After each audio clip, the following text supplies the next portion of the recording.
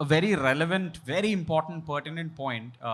Post-COVID, because of the screen exposure, if you actually think about the learning during COVID days, we have actually gone back 10 years. And statistically too, if you look at the overall Indian statistics around education and learning, you will understand that.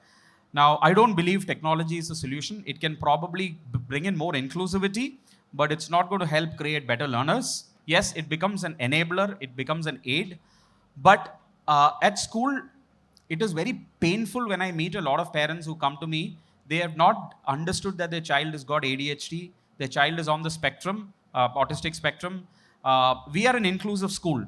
I have children who have cerebral palsy. I have a visually impaired, completely blind child studying in my school. I have autistic children. I have children with ADHD. I have children with a lot of behavioral and learning disabilities.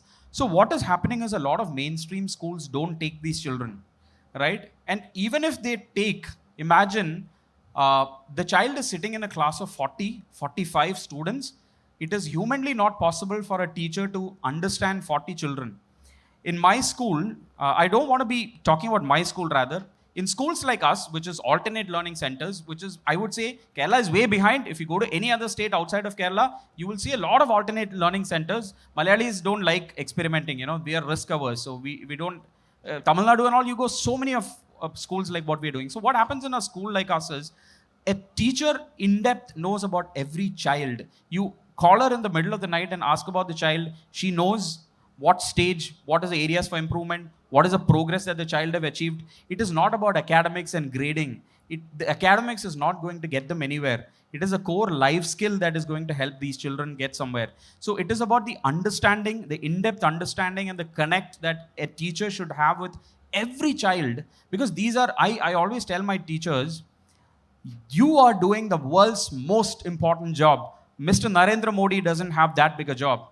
As teachers, you have the world's biggest job because you are handling all the wonderful souls which parents have entrusted with us, and they are the future of the world. If they're going bad, all of that is the problem with how we educated them. So I always tell them, connect with your child. Know them, know their soul.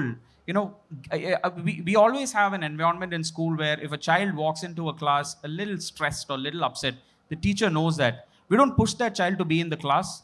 We get them to move into a peace corner, spend some time there, probably draw a picture, write about what the child is feeling right now, settling down, getting hold of his emotions, being able to express that emotions.